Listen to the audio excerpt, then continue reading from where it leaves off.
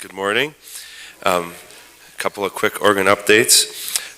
Since the first of the year, when we have switched from the pledge drive to the actual collecting of money, we've received an additional $4,500. So the cash on hand now is $29,130. So we're continuing to make great progress on that front.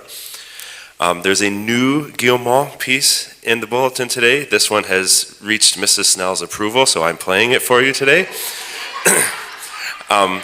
This one is a little more contemplative for Lent. Also, the very beginning is as close as I can get to what the organ would have sounded like. As you know, in the 60s, a couple of stop changes were made. So there's a real nice sort of string sound that will be at the beginning of this. So that's the other reason I'm playing it. And I learned from Mr. Hahn, the final update is there is a chipmunk back there somewhere. So Mr. Hahn says, if it's a mistake, it's the chipmunk's fault, not mine.